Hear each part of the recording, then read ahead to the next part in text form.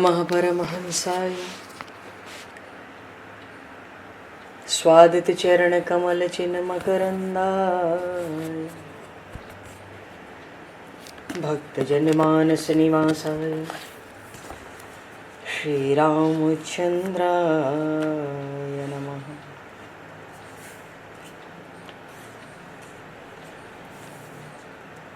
वंदे विदेहतनया पदपुंडरीकं केशौरसौरभसमाहत योगिचेतं हन्तुं प्रतापमनिशं मुनिहंससेव्यं सन्मानशालिपरिपीत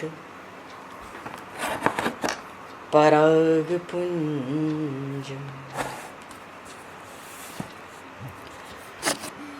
यत्र यत्र रघुनाथकीर्तनं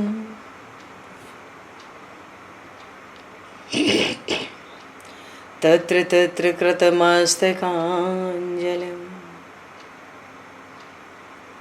बाष्पवारि परिपूर्णलोचनं मारुतं नमत राक्षसान्तकं कुन्द इंदुसमदेह उमारमण करुणायन जाहि दीन परनेह करहु कृपा मर्दन मयन।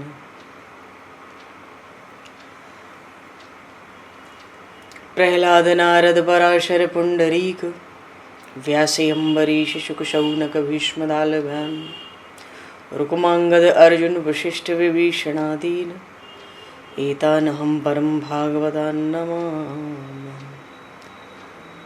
श्री सीतानाथ समारंभां श्री रामानन्दार्य मध्यमाम् अस्मदाचार्य पर्यन्तां वन्दे गुरु परम्पराम्।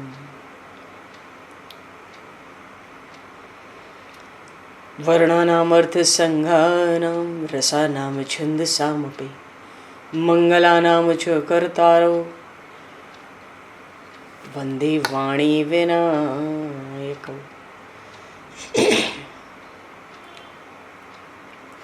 नान्यायस्पृहा रघुपते हृदये स्मदीये सत्यं वदामि च भवान् किलान्तरात्मा भक्तिं प्रयक्ष रघुपुङ्गवनर्वरां मे कामादिदोषरहितं कुरु मानसं च।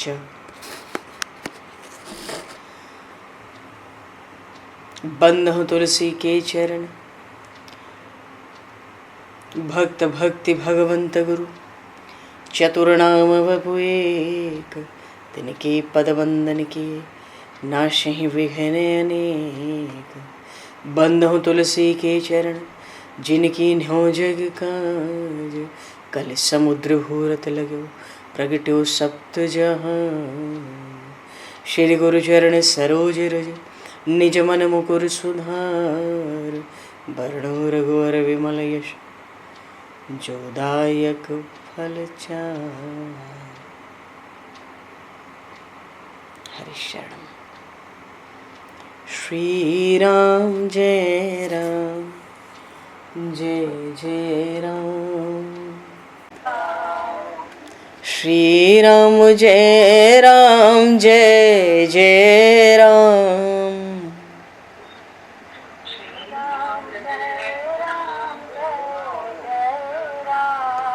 श्री राम जय राम जय जय राम।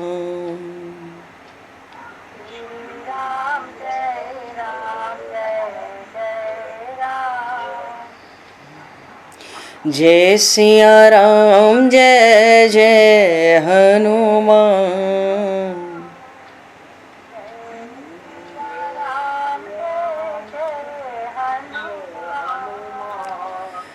श्री गुरु रामानंद भगवान।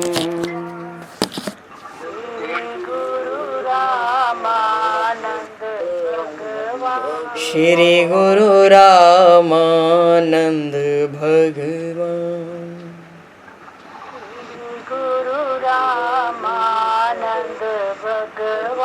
श्री राम जय राम जय जय राम। श्री राम जय राम जय जय राम। जय सिया राम जय जय सिया राम। जय सिया राम जय जय सिया राम। जय सिया राम जय जय सिया राम। जय सिया राम जय जय सिया राम। बोली सियावर रामचंद्र भगवान की जय। संपूर्ण राम दरबार की जय। श्री अवध मिथिला धाम की जय। श्री बांके बिहारी लाल की जय। 84 कोस ब्रजमंडल धाम की जय। श्री रामचरितमानस जी महाराज की जय। श्रीमन्नाम महाराज की जय। श्री पंडरीनाथ भगवान की जय।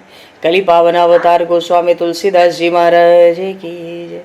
सब संतन की जय, सब भक्तन की जय, समस्त वैष्णवन की जय, समस्त पूर्वाचार्य चरणन की जय, समस्त संप्रदाचार्यन की जय। श्री सद्गुरुदेव भगवान की जय। गंगा मैया की जय, जमुना मैया की जय, सरजू मैया की जय, गौ माता की जय, तुलसी माता की जय, पृथ्वी माता की जय, एकाशी महारानी की जय। जय जय श्री सीताराम, जय जय श्री राधेश्याम। नमः पार्वती पते हर हर महादेव। हरिशरणम। आज श्री उत्पन्ना एकादशी की महातिथि है। व्रत तप का ही स्वरूप कहा गया है। तप के स्वरूप में व्रत का उल्लेख है। श्रीमद् भगवद गीता में भगवान श्री कृष्ण ने कहा, यज्ञ दान तपः कर्म न त्याज्यम कार्यमेव तत्। बड़ी महत्वपूर्ण बात भगवान ने कही। भाव है कि यज्ञ, दान और तप, ये जो 3 कर्म हैं, यज्ञ के रूप में, दान के रूप में या तप के रूप में, ये किसी भी स्थिति में त्यागने योग्य नहीं है, बल्कि ये है कि कर्तव्य कर्म के रूप में इनको अवश्य करना चाहिए। ऐसा भगवान श्री कृष्ण ने श्री गीता जी में बताया। तो शास्त्रों में भी तप के अंतर्गत व्रतों की खूब महिमा गाई गई। और सामान्यतः व्रतों में सर्वोपरि एकादशी व्रत कहा गया। जैसे नदियों में गंगा जी श्रेष्ठ हैं, प्रकाशक तत्वों में सूर्य श्रेष्ठ हैं, देवताओं में भगवान विष्णु की प्रधानता कही गई, वैसे ही व्रतों में एकादशी व्रत की प्रधानता है। अब ये एकादशी व्रत हो तो सब रोग दोष शांत होकर लंबी आयु हो, सुख शांति हो, समृद्धि की प्राप्ति हो। ये तो हो ही, साथ साथ मनुष्य जीवन का जो मुख्य उद्देश्य है, लक्ष्य है, परमात्मा की प्राप्ति, वो भी होती है।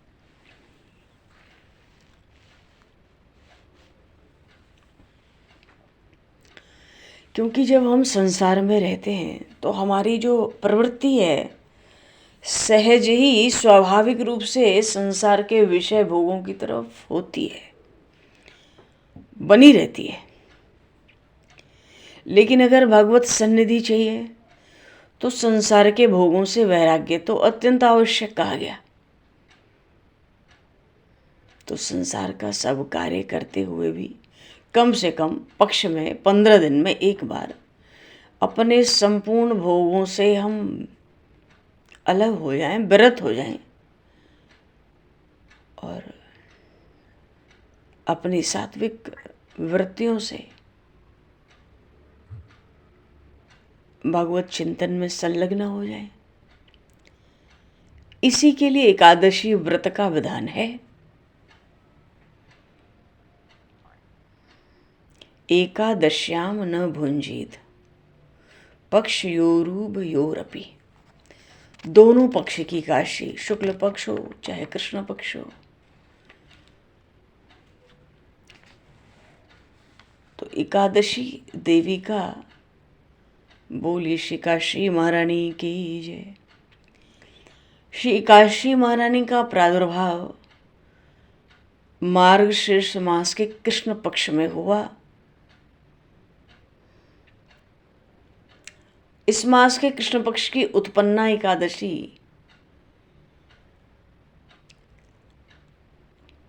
पद्म पुराण में भी काशी महात्मा की कथाओं का बड़ा विस्तार है जी। एक बार देवर्षि नारद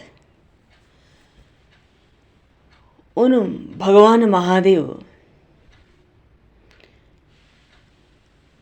से पूछ रहे हैं कि एकादशी का जो उत्तम व्रत सुना गया ये होता कैसा है।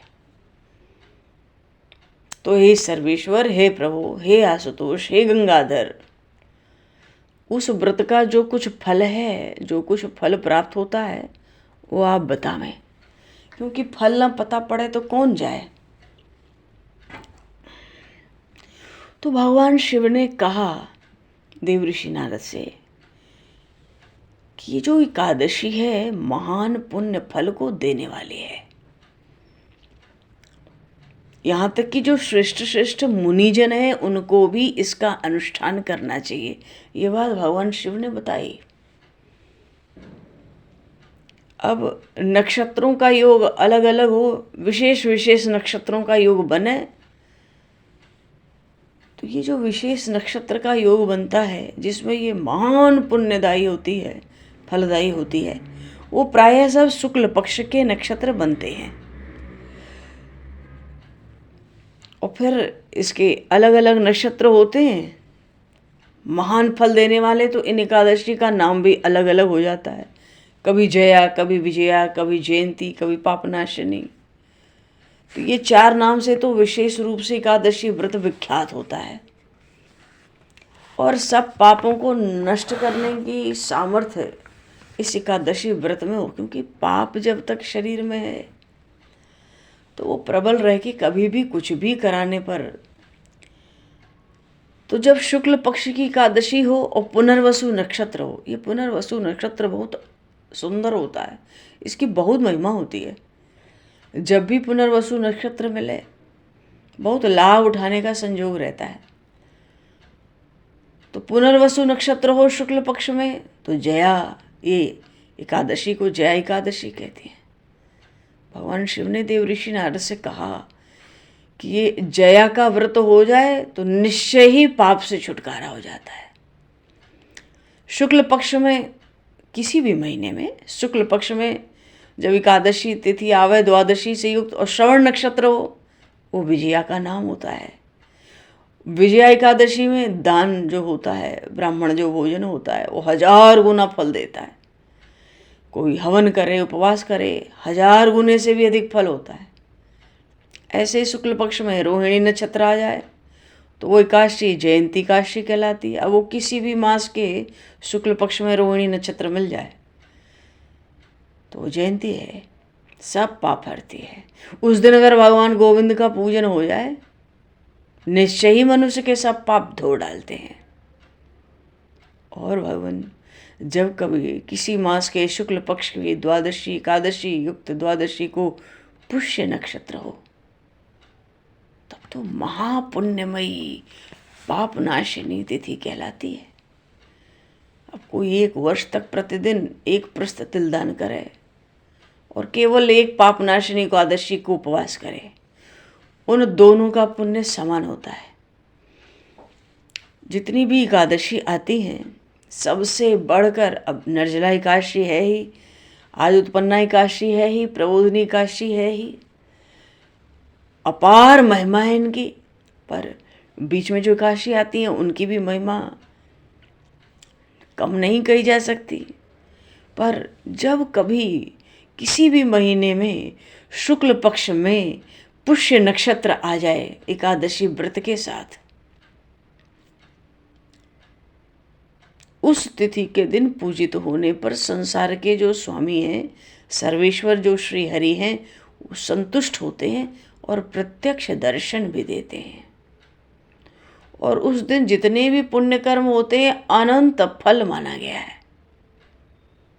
एक तो होता है ना, एकादशी आती है तो अक्षय फल होगा, नाश नहीं होगा। यहाँ इस पुष्य नक्षत्र की एकादशी में जो भी सत्कर्म पुण्य कर्म होते हैं अनंत फल है। सगर नंदन ककुस्थ सूर्यवंश में हुए भगवान राम के पूर्वज राजा नहुष, राजा गाधी, सबने इन स्थिति पे भगवान की आराधना की। प्रभु ने इनको लोक परलोक में सब कुछ प्रदान किया। पुष्य नक्षत्र की काशी जब मिल जाए ना कभी शुक्ल पक्ष में, तो उस तिथि को उपवास हो जाए तो मनुष्य 7 जन्मों के कायिक वाचिक मानसिक पाप से मुक्त हो जाता है। भगवान शिव देव ऋषि नारद से कहते हैं इस बात में तनिक भी संदेह नहीं है। कारण क्या है कि पुष्य नक्षत्र से युक्त जो एकमात्र पापनी एकादशी का व्रत है, वो करके मनुष्य 1000 एकादशियों के व्रत का फल प्राप्त कर लेता है। पुष्य नक्षत्र, इसलिए उस दिन जो स्नान होता है, दान होता है, जप होम स्वाध्याय देव पूजन जो किया जाता है, सबका अक्षय फल माना गया। तो प्रयत्न पूर्वक इसका व्रत करना ही चाहिए।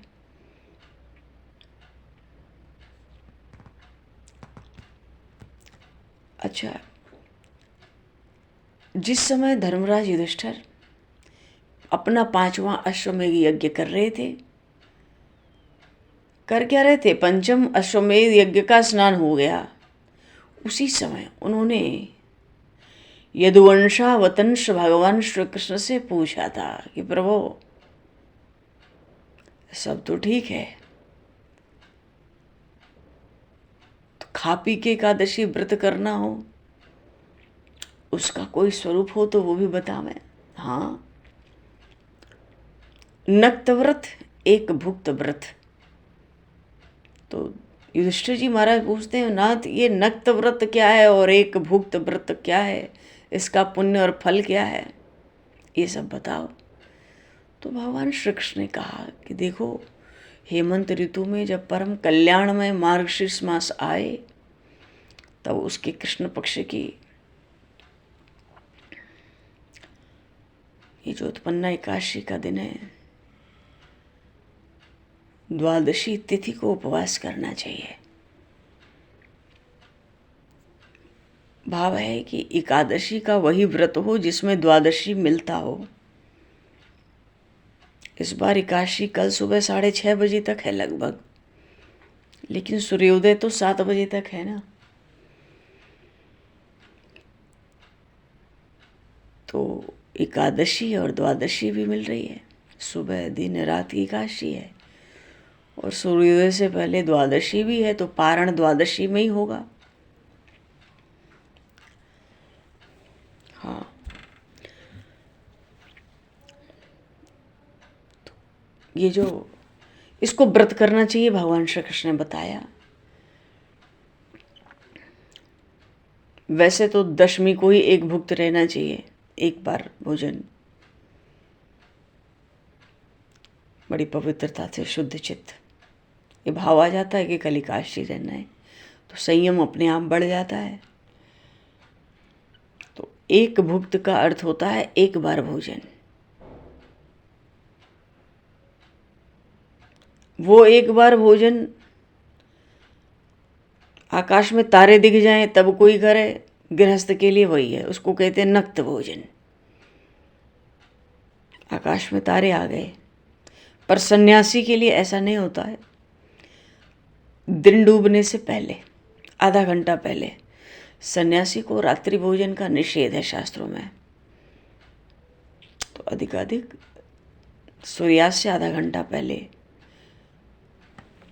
उनका नक्त होता है। सूर्यास्त से आधा घंटा पहले गृहस्थों का नक्त भोजन होता है।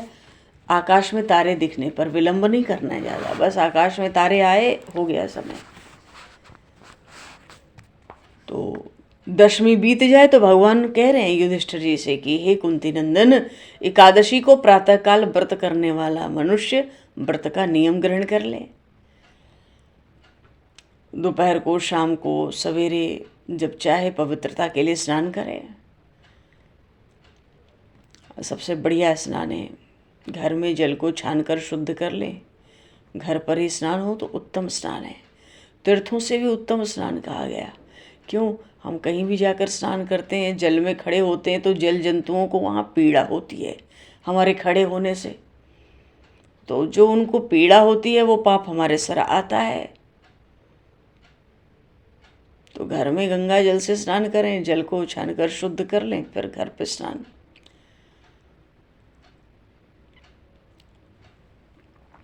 और स्नान करें तो तुलसी की मिट्टी जो होती है ना, रज, उसको अवश्य लगाना चाहिए। उस मृत्तिका में, मिट्टी में समस्त संचित पापों को नष्ट करने की सामर्थ्य होती है। ये निवेदन करके लगाना चाहिए, मिट्टी लेकर के, हे पृथ्वी माता, अश्वक्रांते रथक्रांते विष्णुक्रांते वसुंधरे मृत के हर में पापमयन मया पूर्व संचितम। हे पृथ्वी माता, आपके ऊपर तो घोड़े रथ चला करते हैं और भगवान ने भी वामन अवतार धारण करके आपको अपने पैरों से नाप दिया था। सो हे मृत के, पर्व काल में मैंने जो भी पाप संचित किए हैं, इन पापों को आप हर लो, ऐसा भाव करके तुलसी के जड़ की रज को अपने श्रेयंगों पे कहीं कहीं लगाकर ही स्नान करना चाहिए। और 365 दिन करें तो और बढ़िया है। अब भाई एकादशी रहे तो एक चित्त रहना चाहिए। एक चित्त तो तब होगा जब क्रोध और लोभ को छोड़ दें, त्याग दें उस दिन। एक चित्त तब होगा जब अधिकाधिक मौन रहें, और मौन न रह सके तो जो बातचीत करने योग्य ज़्यादा न लगे उनसे वार्तालाप नहीं करना चाहिए। भगवान केशव का पूजन हो, उनको नैवेद्य का भोग लगे, और घर में भक्ति युक्त मन से दीपक जला कर रखें। जो एकादशी को अखंड दीपक जलाते हैं तो भक्तों का ये भी भाव होता है कि व्रत की अखंड सिद्धि हो, अखंड व्रत पूर्ण हो, इसलिए भी प्रभु दीपक। और दूसरे, उनके जो पितर होते हैं वो स्वर्ग में अमृत पाते हैं। जिनके घरों में एकादशी को अखंड दीपक जलते हैं उनके पितर स्वर्ग में अमृत, उनको अमृत पीने को मिलता है। कितना भारी लाभ हो गया। अपना भी व्रत, अखंड व्रत हुआ, और उधर पितरों को भी बड़ा भारी लाभ हुआ। तो भगवान ने कहा कि देखो, एकादशी के दिन निद्रा, धर्म, इसको तो त्यागना है, और धर्मशास्त्र जो है उसी से मनोरंजन करो, सारा दिन व्यतीत करो, भक्ति युक्त होकर रात्रि में जागरण करो श्री हरि के प्रति। सुबह ब्राह्मणों को दक्षिणा दो, प्रणाम करो, भोजन कराओ, व्रत की त्रुटियों के लिए क्षमा मांगो। तो जैसे कृष्ण पक्ष वैसे शुक्ल पक्ष की एकादशी है, भेद नहीं है। युधिष्ठिर जी ने कहा, प्रभु एकादशी व्रत करने का फल। प्रभु ने कहा, देखो, शंखोद्धार तीर्थ में स्नान करके भगवान गदाधर का दर्शन करने से जो पुण्य होता है वो एकादशी व्रत करने वाले को सहज प्राप्त होता है। संक्रांति का अवसर है, 4 लाख का दान देकर जो पुण्य प्राप्त किया जाता है, अरे ये सब एकादशी व्रत करने की 16वीं कला के भी बराबर नहीं है। प्रभास क्षेत्र में चले जाएं, चंद्रमा और सूर्य ग्रहण लगा हो, उस अवसर पर स्नान करें, ध्यान करें, दान करें, जो पुण्य होवे निश्चित ही एकादशी व्रत का उपवास करने वाले मनुष्य को मिल जाता है। अब केदार क्षेत्र में, केदारनाथ में कोई जल पी ले तो उसका पुनर्जन्म नहीं होता है। ये बात बिल्कुल स्पष्ट लिखी हुई है।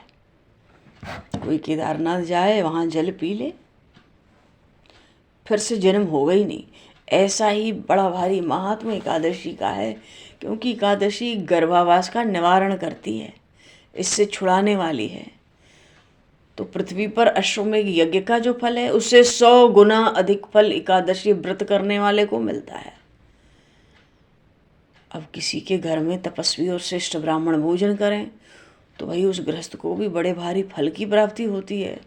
वैसे सब फल एकादशी व्रत करने वाले को भी अवश्य मिलते हैं। अब कोई वेदों का पंडित हो, विद्वान ब्राह्मण हो, उसको 1000 गौदान करें तो क्या पुण्य होगा, उससे 100 गुना अधिक पुण्य एकादशी व्रत करने वाले को प्राप्त होता है। भाव है कि जो व्रती है, व्रत करने वाला मनुष्य, वो बड़ा भारी पुण्य प्राप्त करता है। ऐसा पुण्य प्राप्त करता है जो देवताओं के लिए भी दुर्लभ है। रात को भोजन कर ले तो आधा पुण्य प्राप्त होता है, जिसको नक्त भोजन कहते हैं। एक समय प्रसाद पाले, एक समय नहीं, रात्रि में तारे दिख जाएं तब, तो नक्त भोजन का आधा फल होता है। और एक भुक्त होता है कि किसी भी समय दिन रात में एक बार दूध का आहार ले लिया या फलों का आहार ले लिया। बात यह है कि मनुष्य जब तक भगवान के प्रिय दिवस इस एकादशी को उपवास नहीं करता ना, तभी तक तीर्थ दान नियम अपनी गर्जना करते हैं अपने महत्व की। एकादशी व्रत की ऐसी भारी महिमा, वहाँ किसी की गर्जना महत्व की महिमा की नहीं चल पाती। इसलिए भगवान ने कहा कि आप तो पांडव श्रेष्ठ हो, धर्मनंदन हो, कुंती नंदन हो, इस व्रत का अनुष्ठान अवश्य करो। ये व्रत बहुत गोपनीय है और बहुत उत्तम व्रत है। हजारों यज्ञों का अनुष्ठान करके भी एकादशी व्रत की तुलना नहीं की जा सकती। बड़ा उत्साह हुआ युधिष्ठिर जी को। भगवान से पूछते हैं, भगवान ये पुण्यमयी एकादशी तिथि उत्पन्न कैसे हुई, और उत्पन्न हुई तो संसार में क्यों पवित्र मानी गई इतनी? फिर ये देवताओं को भी बड़ी प्यारी है, ऐसा कैसे? देवताओं को क्या लाभ? भगवान ने कहा कि देखो, प्राचीन समय की बात है, सतयुग का समय था। मुर नामक दानव रहता था, बड़ा अद्भुत था। ये प्रभु कह रहे हैं, अत्यंत रौद्र था, संपूर्ण देवताओं के लिए भयंकर था। वो काल रूप ही था, बड़ा दुरात्मा। उस महान असुर ने इंद्र को भी जीत लिया, सब देवताओं को परास्त कर दिया, स्वर्ग से बाहर कर दिया। बेचारे डर डर के भयभीत होके पृथ्वी पे विचरते थे। एक दिन सब देवता भगवान महादेव के पास गए और वहाँ देवराज इंद्र ने भगवान शिव के आगे सारा हाल कह सुनाया। तो क्या कहा? कहते हैं कि हे महेश्वर, ये देवता स्वर्गलोक से भ्रष्ट होकर पृथ्वी पर विचर रहे हैं, मनुष्यों में रहकर इनकी शोभा नहीं होती। सो हे देव, आप कोई ऐसा उपाय बतावें,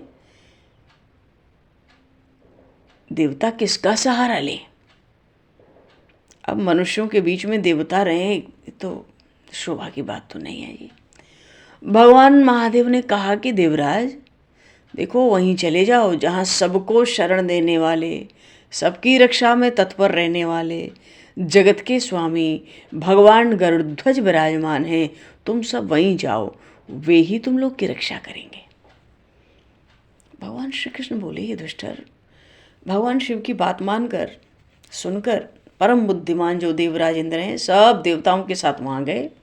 और वहाँ तो भगवान गदाधर क्षीर सागर के जल में सो रहे थे। उनका दर्शन किया। देवराज इंद्र ने हाथ जोड़कर स्तुति आरंभ कर दी उन भगवान की। ओम नमो देव देवेश देव दानव वंदत दैत्यारे पुंडरीकाक्ष त्राहिनो मधुसूदन सुराः सर्वे समायाता भयभीताश्च दानवात् शरणं त्वा जगन्नाथ त्राहिनो भक्तवत्सल त्राहिनो देवदेवेश त्राहि त्राहि जनार्दन त्राहि वै पुंडरीकाक्ष दानवानाम विनाशक। क्षीर सागर में भगवान शयन कर रहे हैं, नाभि कमल पे ब्रह्मा जी विराजे हुए। इंद्र कहते हैं, हे देव देवेश्वर, आपको नमस्कार है। देवता और दानव सब आपकी वंदना करते हैं। आप तो पुंडरीकाक्ष हैं, दैत्यों के शत्रु हैं, हम लोगों की रक्षा कीजिए। हे मधुसूदन, हे जगन्नाथ, सब देवता मुर नामक दानव से भयभीत होकर आपकी शरण आए हैं। सो हे भक्तवत्सल, हमें बचाओ। हे देव देवेश्वर, हमें बचाओ। हे जनार्दन, हमारी रक्षा करो, रक्षा करो। आप तो दानवों का विनाश करने वाले हैं। सो हे कमल नयन, आप हमारी रक्षा करें। हम सब आपके पास आए हैं, आपकी ही शरण में आकर पड़ गए हैं। भगवान शरण में आए हुए देवताओं की आप सहायता करें, क्योंकि त्वं पतिस्त्वं मतर्देव त्वं कर्ता त्वं च कारणं त्वं माता सर्वलोकानां त्वमेव जगतः पिता। भगवन देव देवेश शरणागत वत्सल शरणं तव चायात भयभीताश्च देवताः। देवराज इंद्र प्रभु से कह रहे हैं, प्रभु आप ही तो सबके पति हैं, स्वामी हैं, आप ही सबकी मति हैं, आप ही कर्ता हैं और आप ही कारण, आप ही सब लोगों के माता हैं, समस्त जगत के आप पिता हैं। सो हे भगवान, हे देव देवेश्वर, हे शरणागत वत्सल, देवता भयभीत होकर आपकी शरण में आए। तो बात क्या है, प्रभु अत्यंत उग्र स्वभाव वाला ये जो महाबली मुर नामक दैत्य है, इसने संपूर्ण देवताओं को जीतकर इन्हें स्वर्ग से निकाल दिया है।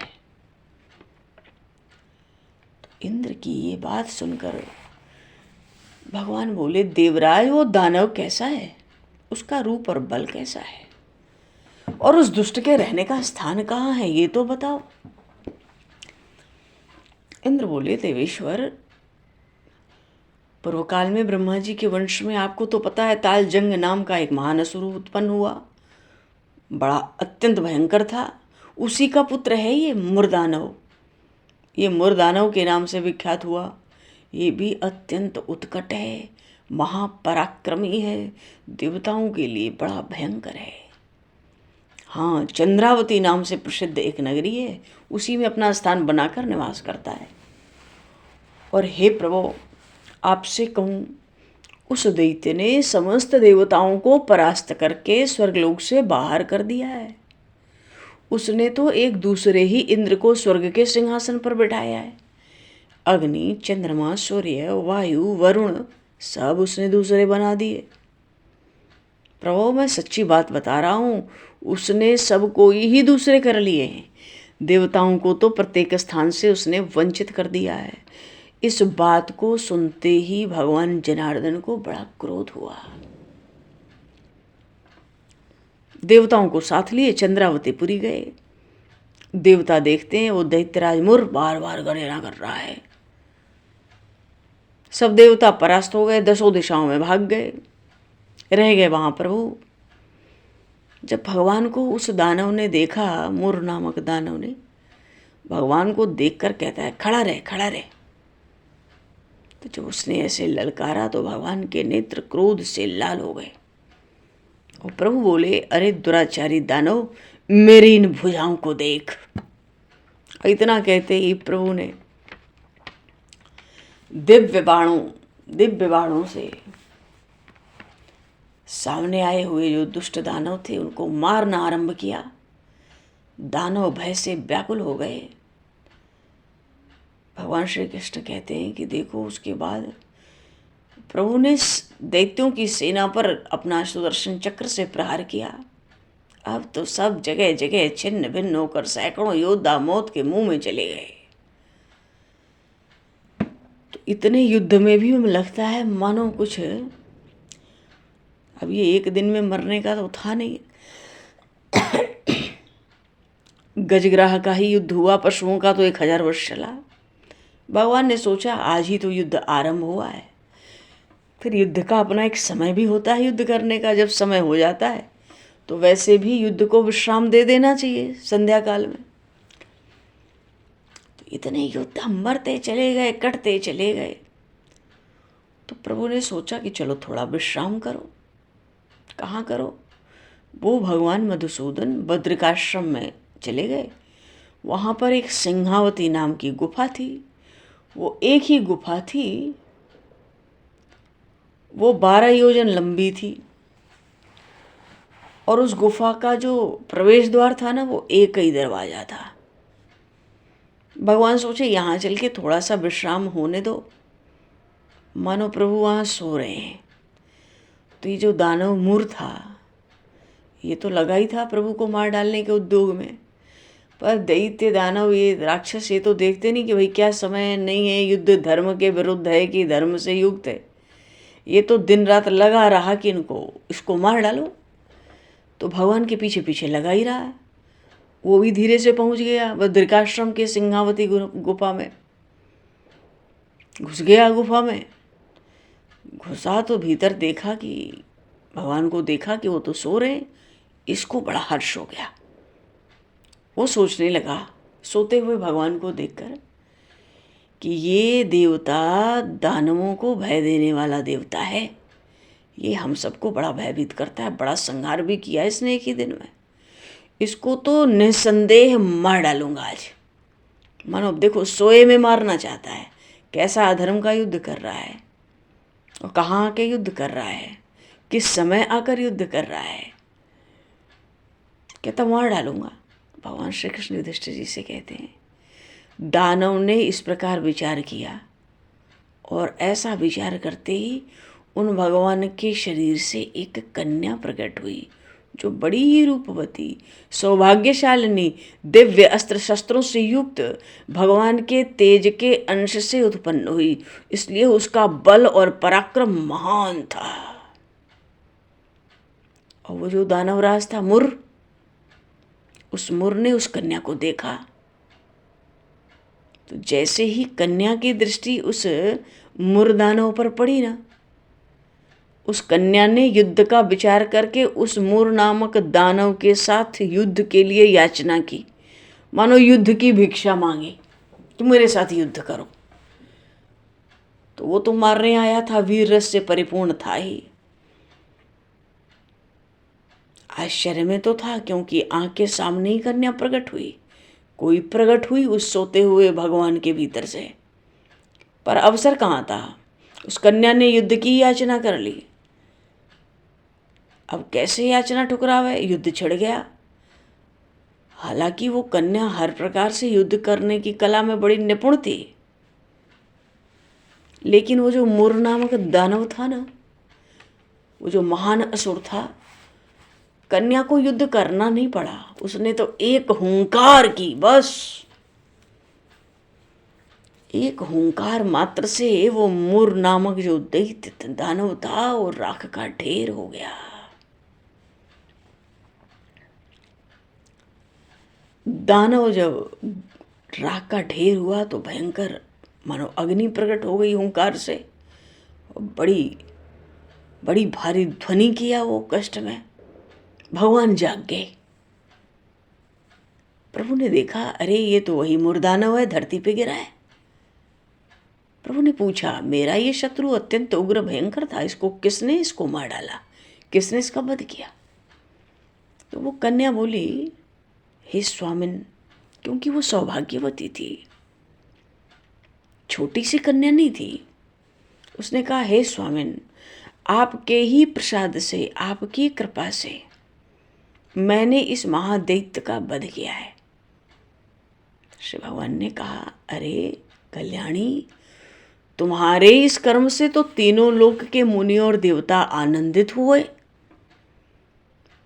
बहुत सुंदर, तुम्हारे मन में जैसी रुचि हो उसके अनुसार मुझसे कोई वर मांगो। देव दुर्लभ होने पर भी वो वर मैं तुमको दूंगा, इसमें तनिक भी संदेह नहीं रखना, संदेह नहीं है। अजी वो कन्या साक्षात एकादशी महारानी ही थी। बोलिए श्री काशी महारानी की जय। यह उत्पन्न हुई तो उत्पन्ना एकादशी। उन काशी महारानी ने प्रभु से कहा प्रभु यदि आप प्रसन्न हो तो मैं आपकी कृपा से सब तीर्थों में प्रधान हो जाऊं। मानो जो मेरे व्रत करने वाले हों उनको किसी तीर्थ में भी जाने की कभी आवश्यकता न रहे, सब तीर्थों में प्रधान और सब विघ्नों का नाश करने वाली हो जाऊं।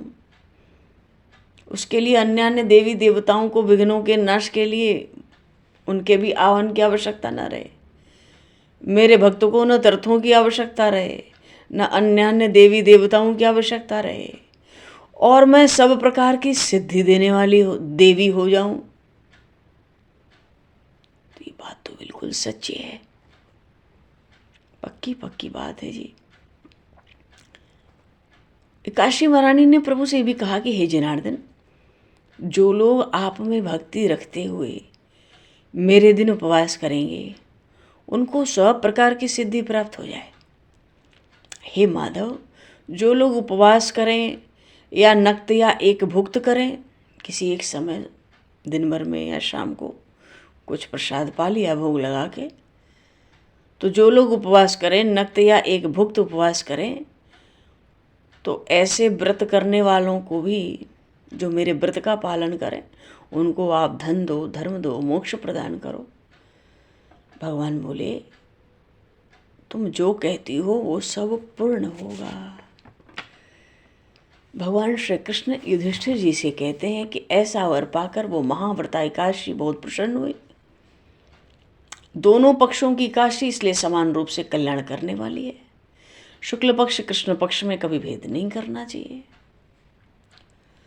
और कभी तो उदय काल में थोड़ी सी एकादशी हो, दिन भर द्वादशी हो, अंत में थोड़ी त्रयोदशी भी आ जाए, तिस्मृषा एकादशी कहलावे, भगवान को बड़ी प्रिय है। एक उपवास कर लिया जाए तो 1000 एकादशी के व्रत का फल होता है। और द्वादशी में पारण करने पे 1000 गुना फल माना गया है।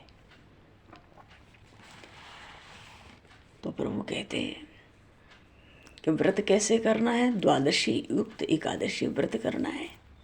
जो मनुष्य एकादशी को उपवास करता है वो वैकुंठ धाम में, जहाँ साक्षात भगवान गरुड़ध्वज विराजमान है, जाता है। जो मनुष्य हर समय एकादशी के महात्मा का पाठ करता है उसको 1000 गौदान के पुण्य का फल होता है। और प्रभु कहते हैं कि जो दिन या रात में भक्ति पूर्वक इस महात्मा का श्रवण करता है, उत्पन्ना एकादशी के महात्मा का, वो निस्संदेह ब्रह्म हत्या आदि पापों से मुक्त हो जाता है, केवल श्रवण मात्र से। एकादशी के समान प्रभु ने कहा पाप नाशक व्रत दूसरा कोई है नहीं। बोलिए श्री काशी महारानी की जय।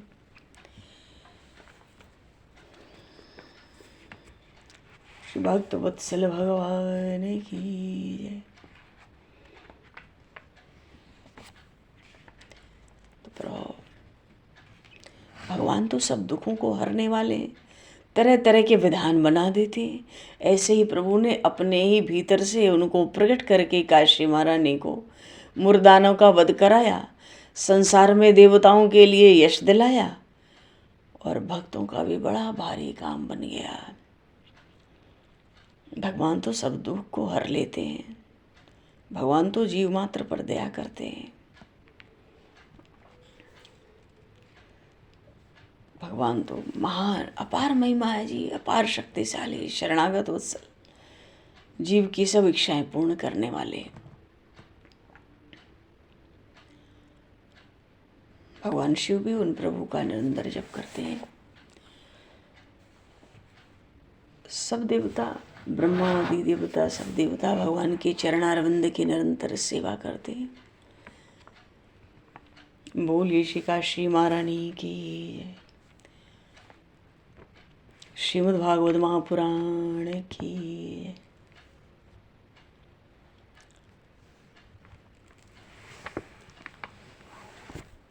श्रीमद् भागवत महापुराण एकादशी को अवश्य ही श्रवण करना चाहिए।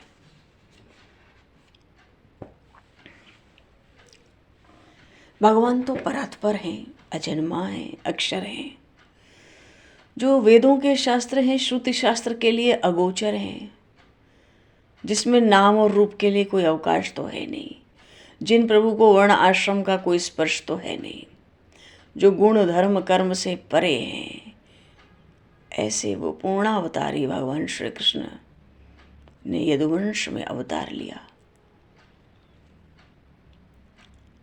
तो भागवत में एक जगह आया, ये जो पूर्णावतार श्री कृष्ण है, नाम रूप होते हुए भी साक्षात ब्रह्म ही है। अच्छा, दीपक जलाओ, दीपक जलाते उसका प्रकाश चारों तरफ फैल जाता है। ऐसे ही जन्म लेते ही भगवान श्री कृष्ण ने,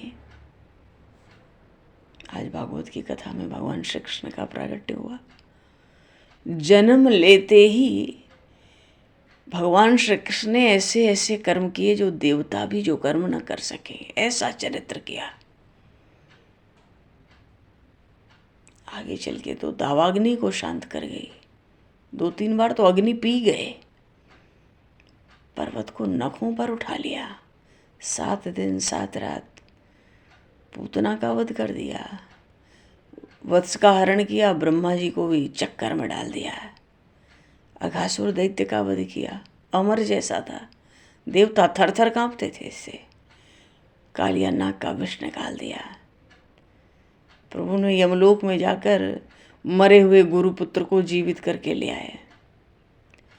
जितने राजा प्रजा को कष्ट देने वाले थे सबका संहार करा दिया।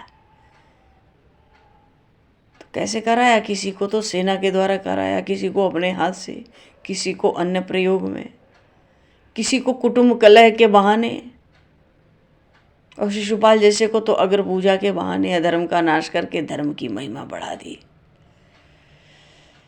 तो जिस दिन उत्पन्न हुए उसी दिन से नए नए चरित्र का दिग्दर्शन, भक्तों को आनंद का लाभ प्राप्त होने लगे।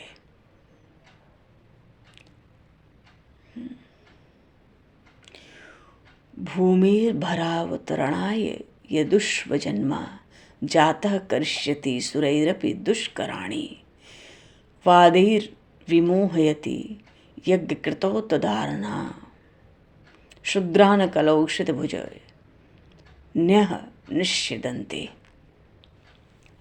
ऐसा ऐसा भगवान का विचित्र विचित्र अवतार है।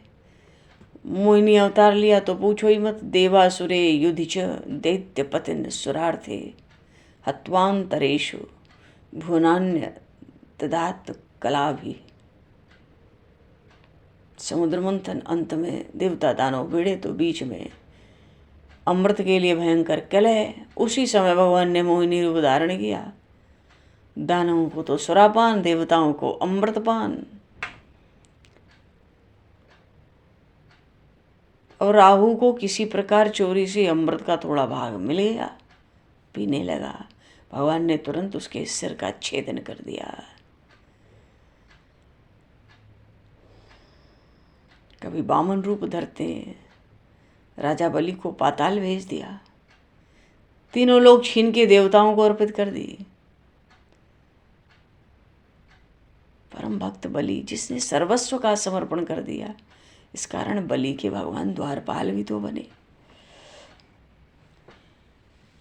और भागवत में ही कहा कि नहीं क्षत्रिया कृतगाम च त्रिसप्तकृतो रामस्तु है कुलाप्य भार्गवाग्नि है शोब्धिम बबंध दशवक्त्र महन सलंकम सीतापतर जयति लोक मलध्य कीर्ति है।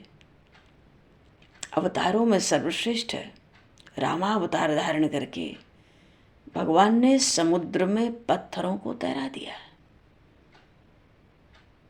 मानो उन्हीं पत्थरों से समुद्र पर पुल बंधवा दिया।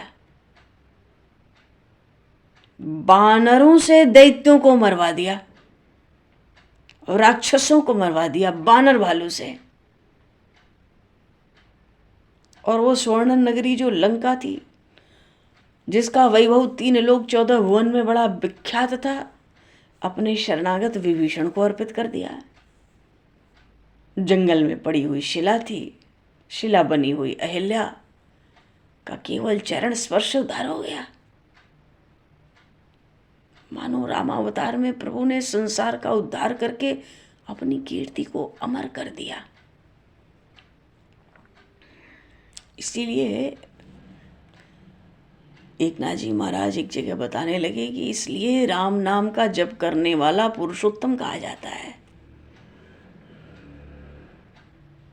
और इस नाम का अचानक कोई श्रवण भी करे तो कली का मल धुल जाता है। ऐसी राम नाम की ख्याति है।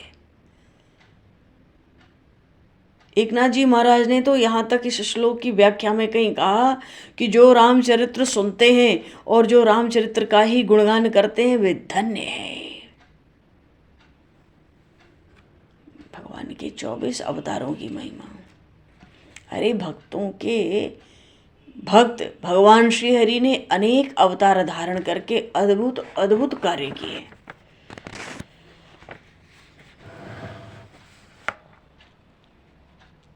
भगवान के ऐसे विलक्षण सब गुण हैं। जब भगवान ने मत्स्य अवतार धारण किया, वो इतना जल का भार, पृथ्वी भी भयभीत है। आगे मनवंतर में होने वाला मनु, सारी औषधियां वनस्पतियां डूबनी हैं।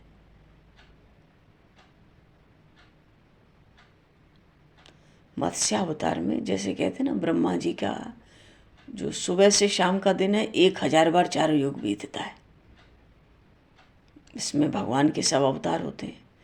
और जब रात होती है ब्रह्मा जी की, तो प्रलय आती है। हर रात को प्रलय आती है। तो भगवान 1000 बार चारों युग जो बीते, इतने समय तक नौका चलाते हैं। नौका में अगली सुबह, अगले कल्प का जो मनु है, ऋषि, सप्त ऋषि हैं, औषधियाँ वनस्पतियाँ हैं, इनको लेकर खींचते रहते हैं। वासुकी नाग से अपने सिंह को बंधवा देते हैं उस नौका में। महाप्रलय की अनंत जल राशि में पूर्ण रात्रि, वो रात्रि कितनी लंबी, 1000 बार चारों युग बीते, इतने समय तक भगवान उसको खींचते रहते हैं। कभी कुर्मावतार लेते हैं, पीठ पे मंदराचल लाद लेते हैं, क्षीर सागर का मंथन करा देते हैं, देवताओं को अमृत पीने को देते हैं। बराह अवतार लिया तो पृथ्वी का उद्धार करके सारी शांति की ना उन्होंने। और एक बार हाथी, उस जब गजग्राह का युद्ध हुआ तो हाथी की आर्तवाणी सुने, बैकुंठ में से वे कूद पड़े और उस मगर के मुंह से हाथी को प्रेम पूर्वक उद्धार कर दिया। ऐसी भगवान की क्रोड़े हतोदित उद्धरताम भस क्षमाम, ऐसी भगवान की बड़ी विलक्षण विलक्षण अवतार। ब्रह्मा के सनकादिक 4 पुत्रों ने पिता से प्रश्न किया, उत्तर देने के निमित्त भगवान नारायण ने हंसावतार लिया, आत्मयोग का उपदेश दिया। उस आत्म योग का जो उपदेश दिया ना हंसावतार में भगवान ने, उसके नाम से काल भाग जाता है। उसके नाम से महाविघ्न भी जल के भस्म हो जाते हैं। भगवान ने हैग्रीव अवतार लिया, मधुकैटव राक्षस का नाश कर दिया। तभी तो भगवान मधुसूदन कहलाए ना। शंखासुर का वध किया, वेदों को चुरा ले गया था, तो वेदों का उद्धार करके ब्रह्मा जी को दे दिया भगवान ने। बड़ी बड़ी भारी महिमा भगवान के अवतारों की।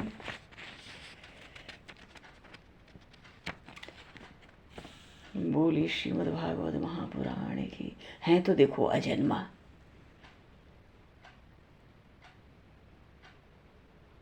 फिर भी संसार में योनि में जन्म लिया।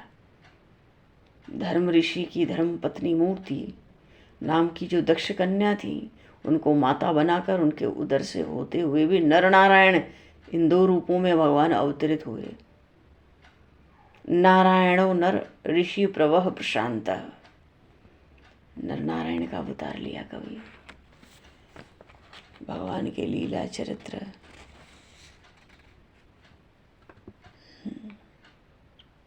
एक जो कल्प होता है 4 अरब 32 करोड़ वर्ष का एक कल्प होता है। 4 अरब 32 करोड़ वर्ष का। यानी यानी कर्माणि यैर्यै स्वच्छंद जन्म भी चक्रे करोतु कर्ता वा हरिस्तानि ब्रवन्तु नः। भगवान श्री हरि ने अपनी ही लीला शक्ति से जन्म धारण करके जो कर्म स्वेच्छा से किए, उनकी अगाध महिमा है। अजन्मा होते ही जन्म धारण करते हैं, अकर्मा होते हुए कर्म करते हैं, विदेह होते हुए देह धारण करते हैं, संसारी होकर स्वधर्म का पालन करते हैं, आदर्श रखते हैं। भगवान की लीला शक्ति असीम है। भगवान के एक नख में अनंत शक्ति विराजमान है। उनके गुणों की कोई गिनती करने की हिम्मत करे तो उसको मंदमती बालक ही जानना चाहिए। चींटी कहीं आकाश का नाप कर सकती है क्या? भगवान के गुणों की गणना करने में वेद भी असमर्थ हैं। यो वा अनंतस्य गुणानंतान नुक्रमिष्य स च बाल बुद्धि। कौन उन भगवान के, इसलिए नव योगेश्वर जब उपदेश दे रहे थे ना महाराज निमि को, कहते हैं आप तो उन आदि पुरुष की कथा श्रवण करो। इस ब्रह्मांड में स्वयं भगवान ने ही प्रवेश किया है। यही ब्रह्मांड जो विराट पुरुष का शरीर है, इसलिए इसका नाम पुरुषोत्तम हुआ है। ये सारा 3 लोक उन्हीं का शरीर है। भगवान तो संसार के नेत्रों के नेत्र हैं, घ्राण के घ्राण हैं, श्रवण के श्रवण हैं, रसना की रसना, हाथ के हाथ, पैर के पैर, वाणी की वाणी, 10 इंद्रियों की इंद्रियां तो भगवान है। जीव को जो ज्ञान प्राप्त होता है वो उन्हीं की ज्ञान शक्ति से प्राप्त होता है। ज्ञानम स्वतः स्वसनतो बलमोज ईहा। जो भी ज्ञान प्राप्त होता है जीव को। बोले श्रीमद् भागवत महापुराण की जय। तो भगवान कहो तो तुलसी स्तव सुना दूं, उच्चारण कर लिया जाए। हम सब बैठे हैं, नहीं तो फिर विलम्ब ज़्यादा हो जाता है। अच्छा भगवान बोलिए श्री तुलसी मैया की जय। आहा, तुलसी मैया की बड़ी भारी महिमा भगवान। जो चाहो सो पाओ। थोड़ी सी सेवा सुबह शाम की, 2 मिनट 4 मिनट 7 मिनट, सुबह थोड़ा समय लग जाए, शाम को तो धूप आरती ही होती है। सुबह में थोड़ी स्तुति कर लो, दर्शन कर लो। सुबह सुबह उठ के तुलसी मैया का दर्शन होए तो साक्षात भगवान के दर्शन का फल होता है। सुबह सुबह उठ के तुलसी मैया का दर्शन होए तो एक दिन पहले दिन रात के सब पाप नष्ट हो जाते हैं। कैसी अपार महिमा है। नित्य सुबह उठते ही पहले तुलसी मैया के दर्शन का एक नियम बन जाए तो भगवान के दर्शन का फल हो गया। कोई पाप बचे ही ना पूर्व से शरीर में। अच्छा जी, हम लोग तुलसी स्तव पे चलेंगे।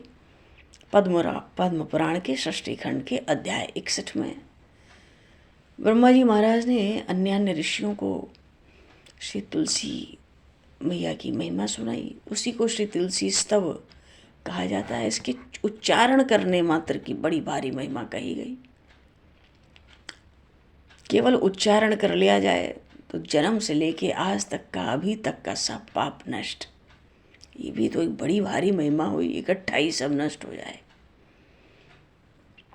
तो चलो छोटे छोटे 20 श्लोक हैं, इनको हम लोग बोल लेते हैं।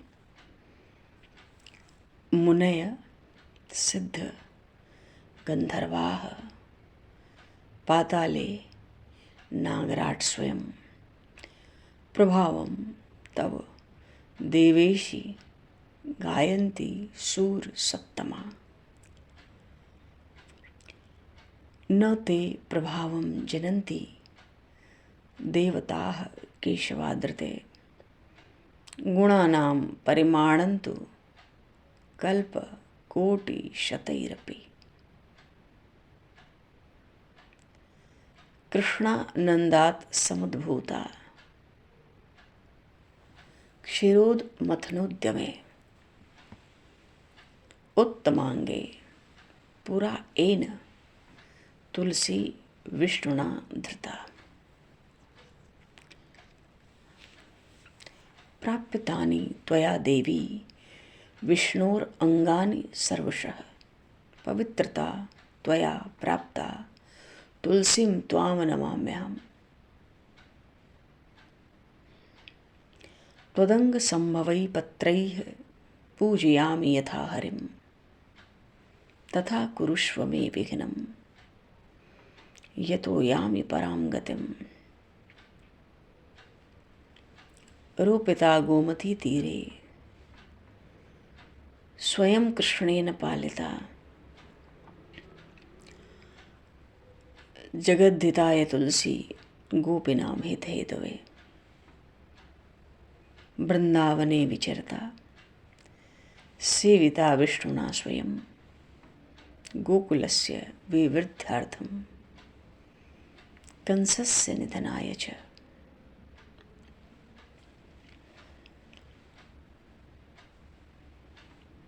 वसिष्ठवचनात् पूर्वं रामेण सरजूतटे राक्षसानां वधार्थाय रोपिता त्वं जगत्प्रिये। रोपिता तपसो वृद्धे तुलसी त्वां नमाम्यहम्। वियोगे राघवेन्द्रस्य ध्यात्वा त्वां जनकात्मजा। अशोकवन मध्ये तु प्रियेण सह संगता शंकरार्थं पुरा देवी पार्वत्या त्वां हिमालये रोपिता सेविता सिद्धये तुलसी त्वां नमाम्यहम्। सर्वाभिः देर्वपत्निभिः किन्नरैश्चापि नन्दने दह स्वप्न नाशनार्थय सेविता त्वं नमोस्तुते।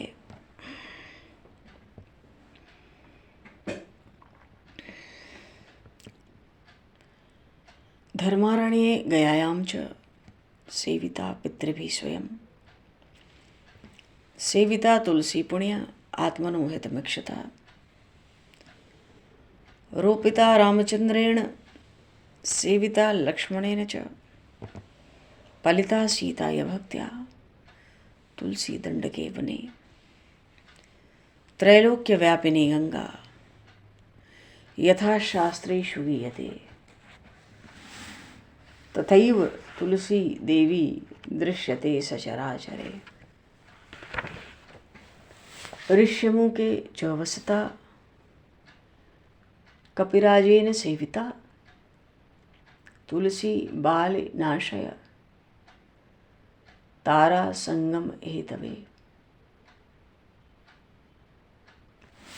प्रणम्य तुलसी देवीं सागरोत्क्रमणं कृतं कृतकार्य प्रहिष्टश्च हनुमान पुनरागतः।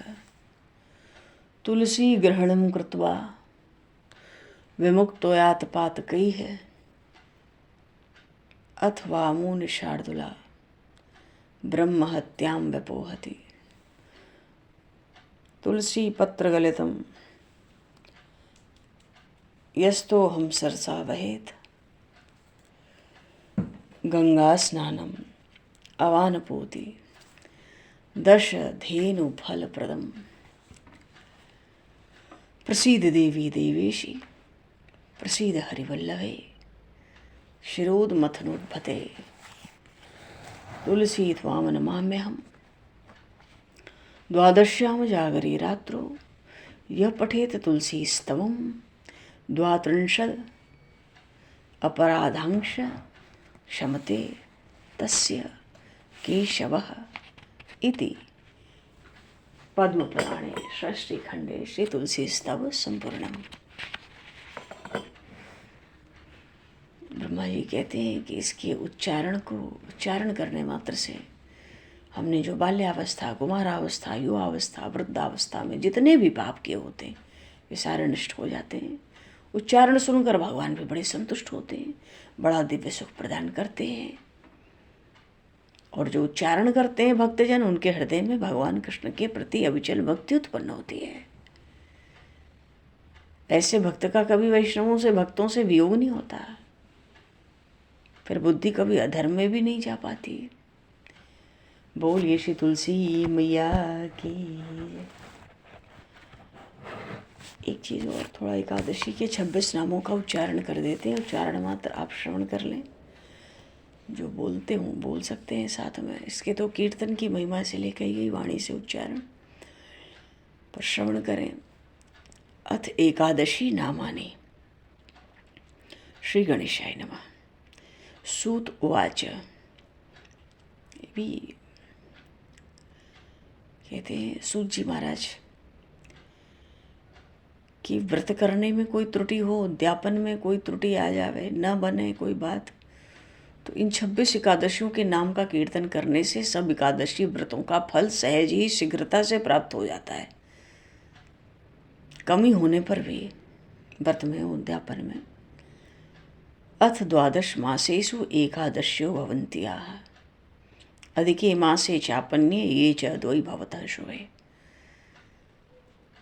तो 12 महीनों में हर महीने में 2 एकादशी तो 24, और अधिके मासे चापन्ये 2 अधिक मास में तो कुल 26। एवं षड्विंश संख्यक्या एकादश्यो भवन्ति तासां नामान यहम वच्मि शृणुध्वं सुसमाहिताः। समाहित चित्त से ध्यान पूर्वक सूत जी कहते हैं सुनो भाई, ऋषियों से कह रहे हैं सुनो, इनके नाम का कीर्तन। 26 एकादशियों का नाम उत्पन्ना मोक्षदा चापि सफला पुत्रदा तथा षट्तलाख्या जयाख्या च विजया आमल कीति च पापमोचिनी काख्या च कामदा च वरूथनी मोहिनी चापराख्या च निर्जला योगिनी तथा विष्णोर्देवस्य शयनी पवित्रा पुत्रदा त्वयां परिवर्तिनी इंद्राख्या तथा पाषाणकुशारमा देवोत्थानीति च प्रोक्ताश् चतुर्विंशतिनामभिः द्वयि चाप्य अधिकमासस्य पद्मनि परमेति च अन्वर्थानि च नामानि सर्वासां विद्यनिश्चितं तद्धि सर्वं कथाभिस्तु स्फुटतां याश्रति ध्रुवं व्रतम् उद्यापनं चासां यदि कर्तुं न शक्नुयात् तदा संकीर्तनान्नाम्नां सद्यस्तत्फलमाप्नुयात्। ये 26 एकादशियों के नाम, जैसा इनका नाम वैसी इनकी कथा, और वैसा ही वो फल देने वाली हैं। तो सूत जी कहते हैं व्रतम उद्यापनम चासाम यदि कर्तुम न शक्नुयात्, एकादशी व्रत या उसका उद्यापन अगर आप ठीक से नहीं कर पाते, यदि कर्तुम न शक्नुयात् तदा संकीर्तनान्नाम्नां, तो इन एकादशियों 26 एकादशियों के नाम का कीर्तन करो, सद्यस तत्फलमाप्नुयात्, सब व्रत उद्यापन का फल भी शीघ्रता से आपको प्राप्त हो जाएगा। बोलिए श्री काशी महारानी की, एकादशी जागरण महामहोत्सव की जय, सब संतन की जय, सब भक्तन की जय, श्री सद्गुरुदेव भगवान की जय। भगवान और तो कुछ ऐसा खास शेष नहीं रहता है समय को दृष्टिगत करते हुए, ठीक है ना। नाम कीर्तन करके वाणी को विराम दे दिया जाए। सीताराम जय सीताराम, सीताराम जय सीताराम, सीताराम जय सीताराम, सीताराम जय सीताराम, जय सीताराम, सीताराम जय सीताराम, सीताराम जय सीताराम, सीताराम जय सीताराम, सीताराम जय सीताराम, सीताराम जय सीताराम, सीताराम जय सीताराम,